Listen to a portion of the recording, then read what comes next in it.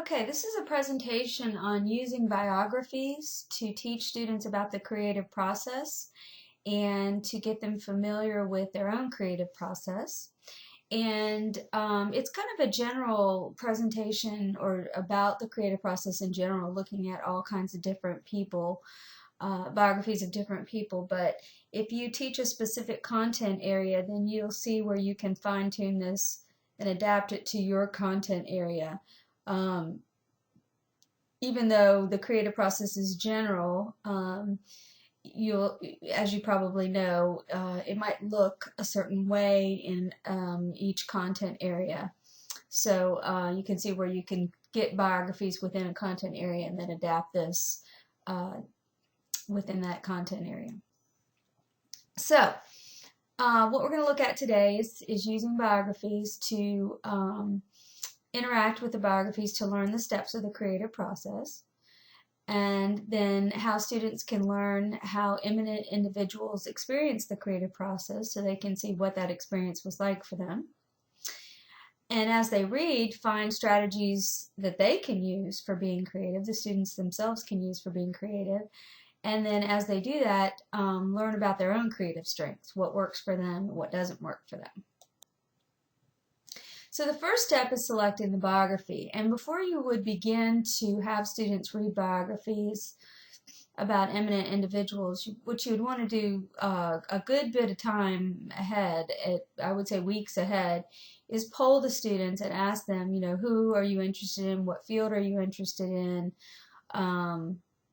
What's a topic that interests you, or so forth, to get an idea so that you can start knowing what you're going to be looking for, because it does take a while to gather the biographies. Sources, of course, would be your school library, try the local library. An interlibrary loan is also a good source if you're looking for a particular person. And I will post a bibliography, by the way, of some really good biographies that I have used in the past. I have found, honestly, the libraries are useful, but really I tend to order books from abe.com. Usually I use abe.com. But you can order them from any of these services that you can order used books from. The books are usually $1 and you pay $3.95 or $3 in shipping, so it's usually $4 a book. I try not to do that too much, but I find that when I get a good book, I use it over and over again with the students, so it's not too bad. So it also doesn't actually have to be a book. You can use all sorts of different sources. Websites, of course, frequently. Videos are good. PBS has a series of videos and they're free. You can access them online free. And if you just go to their site, like for example, they have one on E.O. Wilson, who is the sociobiologist. It's called Lord of the Ants. It's really good. They have all kinds of different things on the PBS site that are free. Discovery Education, if you have access to that, has some things on it. Magazine articles. Smithsonian had an article on Marie Curie just recently that gave a lot of good information about her. There's also the Academy of Achievement website. I just put that one here because it's a really good website that gives information. The thing is, though, what you're really looking for is information on their creative process, and it's not going to spell it out. Hey, this is a biography about this person's creative process, but it needs to be one that gives a lot about their work, and tells a lot. Even Steve Jobs' latest biography does tell some about his work, but it's more really about his interactions and so forth. So you really have to read, kind of know what you're looking for in terms of looking for specific things that focus on the actual work with their products and experimentations and so forth.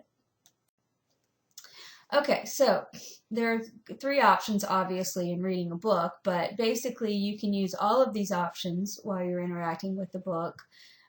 Usually I start with whole group, where I will find a picture book A good one is The Friar Who Grew Peas is a really good one. It's about Mendel and his experiments with genetics. And usually I will use a whole group setting to show the students what I want them to get out of the book. And I'll go into more detail with that in just a minute. You can have students read the same, get 3 or 4 copies of a biography and have them read the same biography for group reading. I don't use that very much. Individual reading is where, of course, they're reading the book biography on the person they want to read about. So usually whole group is how I introduce what I want them to do and then move on to the individual reading and have them get the information I want them to get. Group reading is good in a way because if you've got some kids who are not so great at taking notes or getting information from reading, then that is something you can use to kind of help them reinforce each other's efforts.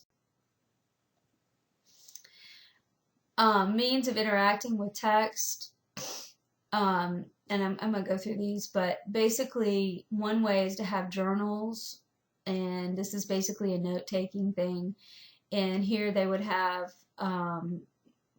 pretty much where they're just taking notes, information, and I'll go through this in just a minute. And the other that goes along with this is having a graphic organizer to come back later, and the notes they take, put them into a graphic organizer, which I'll show you in a minute.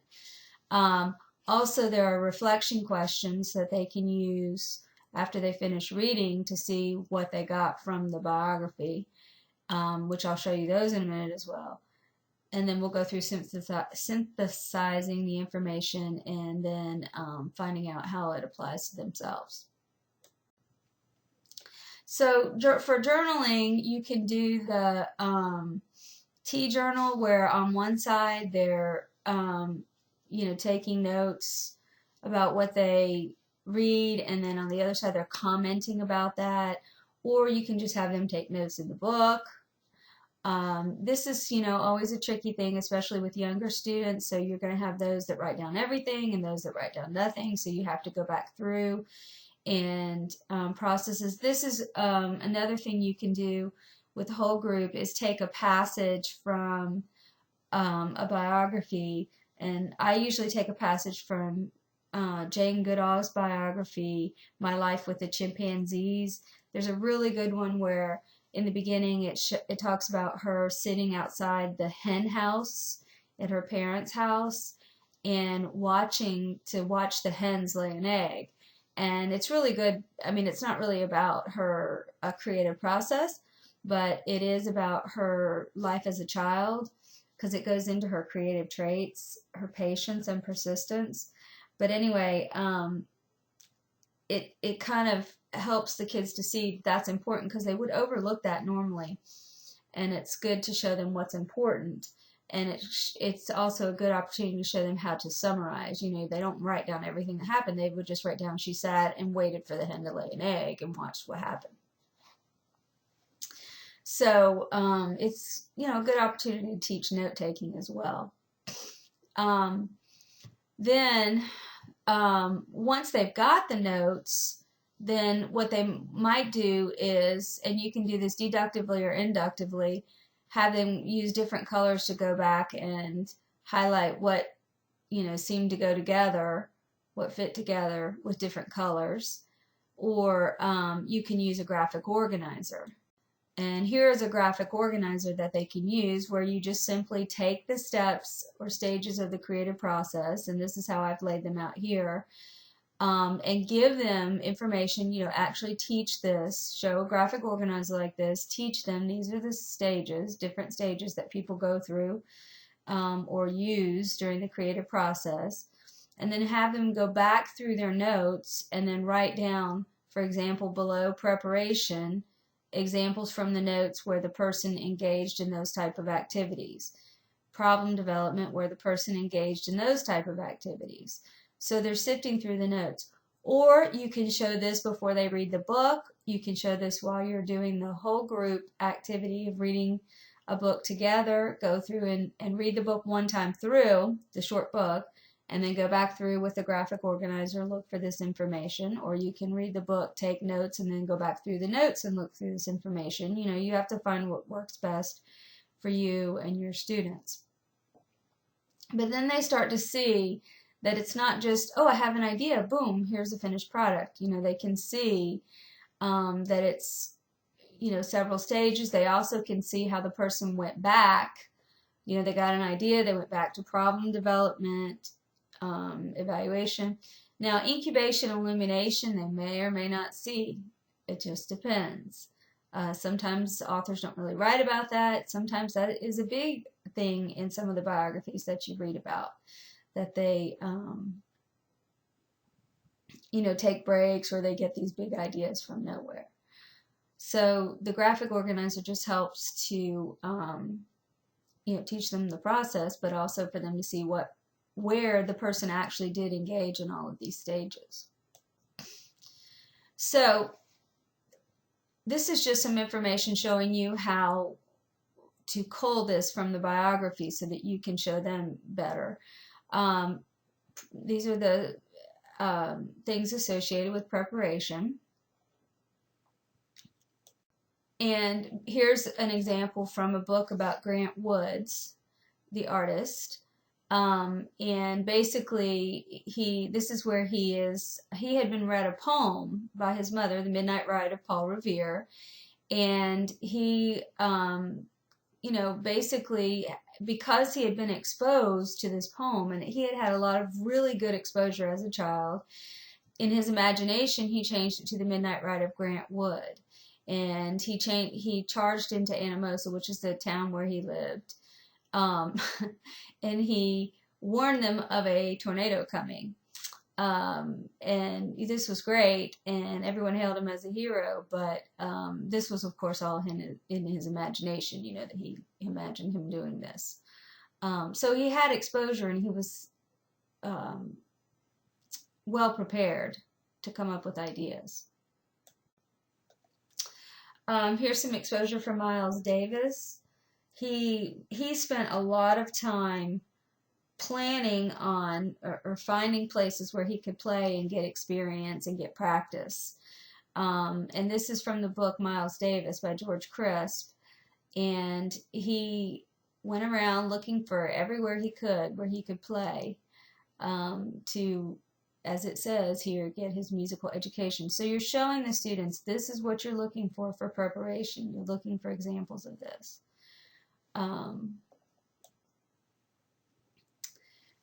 Just more examples of here, reading being a form of preparation. The kids don't want to hear that necessarily, but that comes through over and over and over again in the biographies. Here's another example of another facet of preparation, question asking.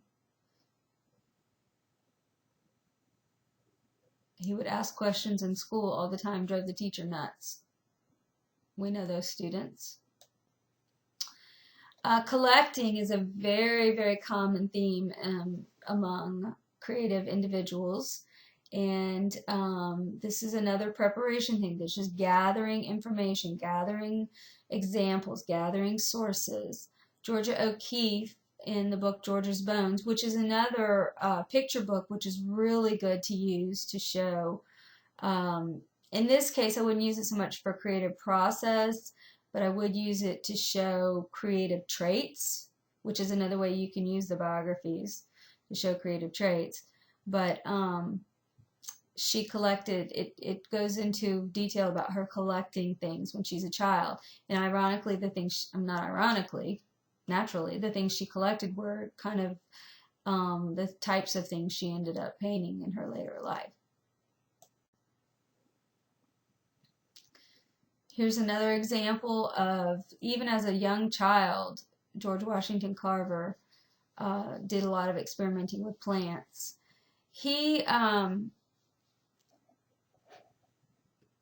But even later, he experimented and experimented and experimented and experimented and experimented, or just got information, practice.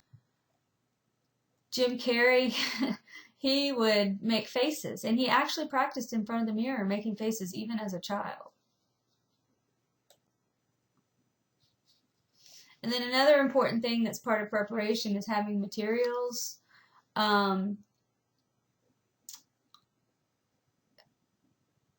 Just having things to play with. Philo Farnsworth, who basically invented the television, he was always had things around to tinker with. He was definitely a tinkerer. So, all right. So problem development is the next stage, and just here are some examples of things that came from biographies. George Eastman.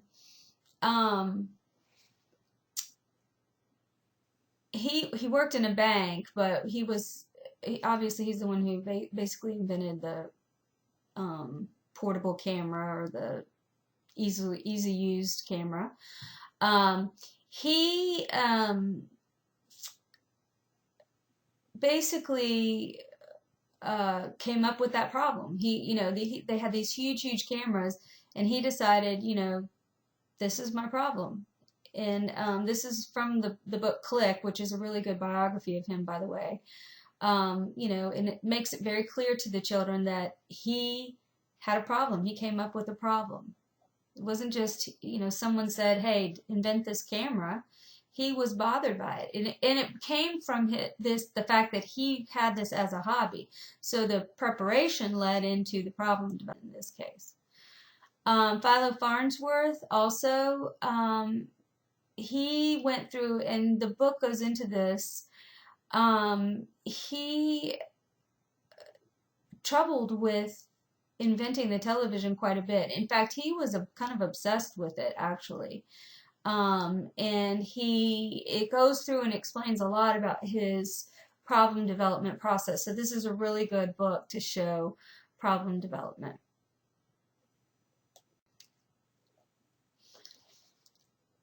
R.L. Stein, this is a good one for writers. It shows that here it says, after lunch I headed to the bookstore. He was given an assignment to write a young adult horror book. And he says, well, I didn't know what to do, so I went and read a bunch of books on the topic. So, of course, that's preparation. But then he says, I sat down and began an outline. And it says, it took me a month to outline his first book. So, the point here that students get from this is that problem development is not a quick thing. It actually is a very important part of the creative process, and it's something that takes time. And, kind of building up the problem, developing the problem is a time-consuming and can be a long process. So, actually, there are a lot of examples of incubation and illumination. You just have to know what you're looking for. Farnsworth, the inventor of the television, was actually a teenager when he did this. And it's one of those things where preparation makes a big difference. But he had been troubling with this idea of, he couldn't quite figure out how to use electrons to get the and I don't know much about this. I just know it had something to do with having the impulses, the images come across in a row, and he needed to have them do that. Well, he didn't know he needed to have them do that. He just knew somehow he had to get the images come across. But so he worked at it, and he was blocked. But he lived on a farm, and so he had chores he had to do. So he had to go out and hoe the fields, or take the horses across with the hoe. I can't think of the real name for it right now, but drag the thing along to hoe the fields. And he would, be pushing it along. And so he'd be out there in these straight rows, hour after hour. And one day he just looked up, and he's like, oh my gosh. He saw picture of row after row of electrons lining up to make pictures. And that's exactly how the television worked, was rows of electrons moving across the picture tubes. And that's how we saw television for the first time. Don't ask me anything more than that, because I don't know. Another example was Eli Whitney, cotton gin maker. He also was on a farm and had chores to do. And he had these menial chores where he had to carry water and feed the cattle and all that kind of stuff, but it gave him a lot of time, and he found that his best ideas came when he was doing this menial work. Margaret Knight was basically she invented a loom, a type of loom, and she was pretty young when she did that too.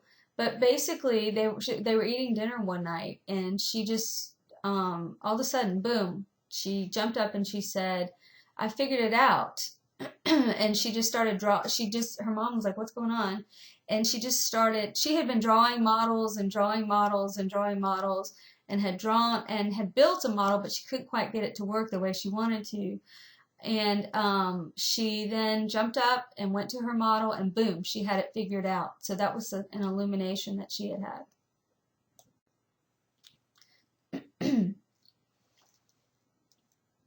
Okay, so we have lots of examples here, and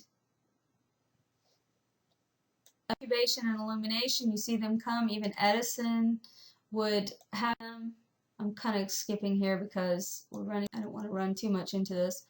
Then we have idea generation, which is coming up with ideas. So here, you know, like with incubation and illumination, getting the idea of doing the menial task, you know, going away, doing something else. Idea generation is the same. What kind of strategies are these people using to come up with their ideas? So one thing that comes through is drawing. Over and over again, people are drawing, putting their ideas on paper, making physical, visual representations of their ideas comes through over and over again. And that's the thing I personally find kids do not want to do. They do not want to put it on paper. And not only with writing, but I mean anything, they just don't want to put it on paper. And I think part of that is because when you put it on paper, that's when you have to really work it out. So, and that's hard. It's hard work. So, but at any rate, Philo Farnsworth, the inventor of the television, when he was in high school, and his teacher encouraged him to draw his ideas down. And so he filled the blackboard with drawings. What's interesting is his teacher made him write them down on paper, and his teacher actually even copied some of the stuff on paper, which was important later on because someone else took his ideas and did try to use them for their own, because he was very young, and they said, oh, he couldn't have done that, you know. And so he was able to go and get these papers and say, yes, I did invent this, here's the proof of it, and was able to protect himself that way.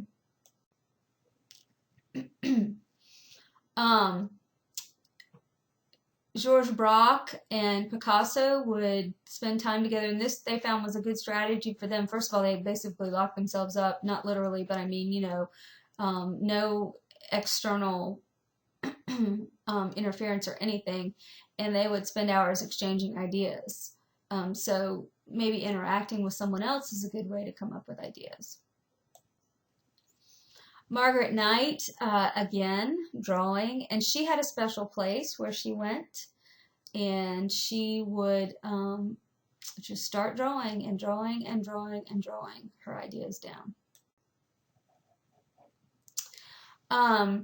Alex Haley, he just basically just wrote, and this is the author of Roots. Some of you may not be familiar with him. He actually was a writer before Roots. He wrote for magazines and so forth. He actually would just basically force himself to sit down, and I know Stephen King had the same thing. It's a job. I sit down, I do it. I write, I write, I write, I write. Marjorie Kinnan Rawlings, who wrote The Yearling, she had a place, and this is another part of idea generation. A part of the process is knowing what works best for you, something that students can learn and then try to learn for themselves. Where is their best place? you know, what environment is really good for them. She had a place on the front porch of her house that was in Florida, and she actually brought her typewriter out there, and boy, I can relate to that because I need sunshine when I'm working. And she just sat down on a chair and she just wrote and wrote and wrote, and she would crumple up her papers and throw them off the porch. And she had someone who worked for her around the house, and she'd go to collect them and throw them away. And she'd say, no, no, no, don't, that could be my best work, don't throw it away. So and then Lucy Maud Montgomery was a teacher. She's the one who wrote, oh gosh, I can't think of what she wrote right now. Secret Garden? Is that right? She was a teacher, so she would get up at 4 in the morning and write. And I don't know if the cold was significant for her, but that was the only time she could do it. And she did kind of comment that her mind was clear real early in the morning. So okay, so actually implementation, actually trying out ideas, testing hypotheses, trying it out, putting it into work. The important part of this is getting feedback, getting information, learning from the experience. So Eli Whitney, inventor of the cotton gin, tried it out and didn't work. Then he tried it out again and it did work. So basically he was trying to find something that would he had to keep the seeds from going through. And if you've ever felt cotton and tried to get cotton seeds out, it's very, very hard to do. So he had to find something that would be forceful enough. And this is just showing his experience of implementing his cotton gin. George Eastman had a problem. He would work well into the night implementing and trying it out. Excuse me. And then he would go back to the drawing board, try it again, and literally fall asleep in the middle of the process. And what some of these biographies show that students will see is that once, kind of this starts, the person can't stop and they keep going and going and going, and sometimes, get caught up in the process. Picasso would get caught up with the actual subjects that he was painting sometimes. With them. Ray Charles, he would implement by going, he would play for anybody. Even as a child, he would go, if there were people to play for, he would go play for them. And he liked getting feedback, and especially as a child, he needed the money and he liked getting the money. But he also liked getting validation, reassurance, and so forth. And that motivated him to go back through the process again to learn more and do more. Okay, so evaluation. And this is judging your ideas, kind of deciding what works and doesn't, go back and readjusting things. The Wright brothers. They were, you can imagine working in a pair like that and being brothers. They would have these discussions, and I euphemistically use the term discussions because you can see they ended in shouting matches.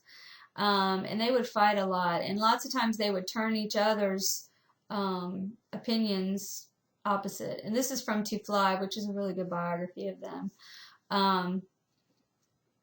But it helped them to see things from every side of the every angle of the problem.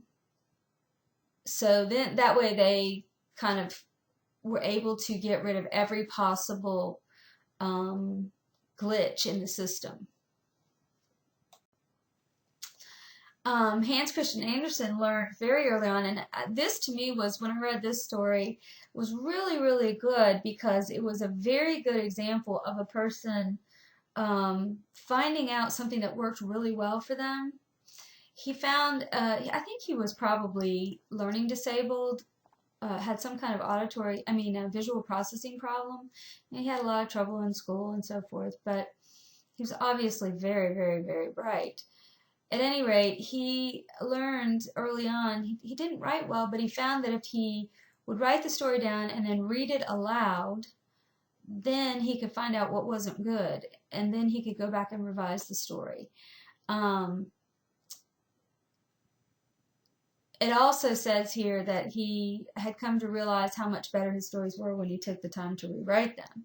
So this is, a good example of evaluation, and it's good for particularly young students to see, oh, I need to rewrite them. But I really like this it's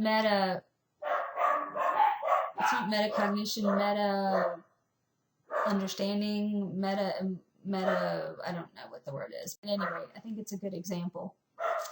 So for younger students, I definitely would do a whole group exercise first.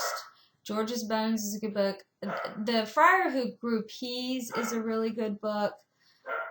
Snowflake Bentley is a good book that shows his process pretty well. It's about the man who discovered that no two snowflakes are alike, and he spent his whole life photographing snowflakes. Then I would do a few of those with them and go through and show them how to get the information that they need out of it. Then, as shown earlier, you can make a chart of the stages and have them go through and find information about all the stages. Now,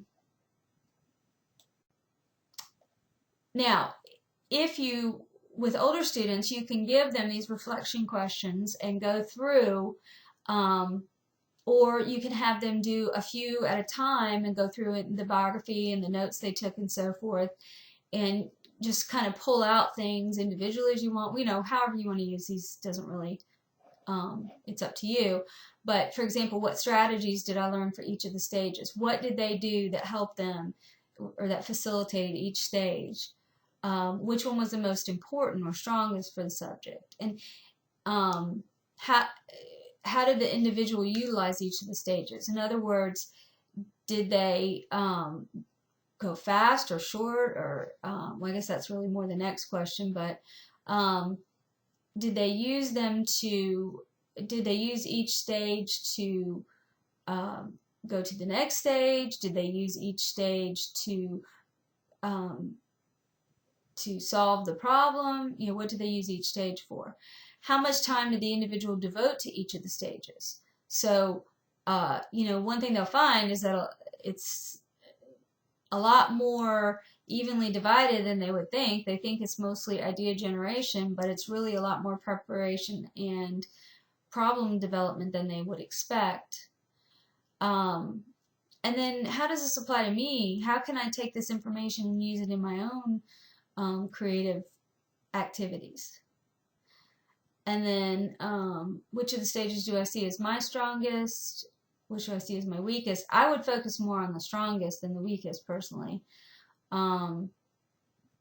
because they're just more likely to develop their strongest rather than remediate their weakest. And then which one do I want to learn more about? Which one is something I feel like either I'm real excited about, or I don't feel like I got enough information about, or whatever. So these you can use, the first ones where you're getting information about the biography, they can do individually, or you can do some synthesizing activities with the whole group of students. Because I think it's interesting to look at commonalities and differences between the different people that they've read about. One thing I think is interesting, first I would have the students share about the creative process of each individual. It doesn't have to be a big thing, but you can have them say what they found out as much as they can. It doesn't have to be a lot. just kind of share, or and then while you do that, if you want to make a chart, you can have preparation, um, and have all the stages, and then have them um, give information, and you can just add it up there to a big chart if you want. And then you can go back and look and see how many had similarities, how many had differences, and if you want, as they add it to the chart, you can put who it was and what they did. So then you can go through and see, well, did all the writers have this in common? Did all the musicians have this in common, or whatever? Then you can, another thing you can do is actually look at the different stages and have the students talk about different strategies that the people used in each of the stages, or in any of the stages. And then you could actually make some charts in the class for, if you're working on problem development, here's a strategy you can use, and the student can share that strategy with the others, and then when they look at the reference chart, they might, oh yeah, that's a strategy, I remember that. So basically, there are two things going here. First of all, they're learning about the creative process in general, which in itself is important.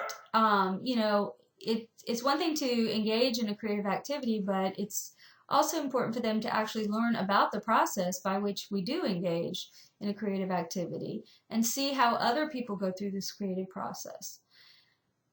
This in turn helps them to then do some metacognitive thinking, or that's kind of redundant, do some metacognition about what they can do for themselves, how they can improve their own creative process, or not even necessarily improve their creative process, how they can understand their creative process better.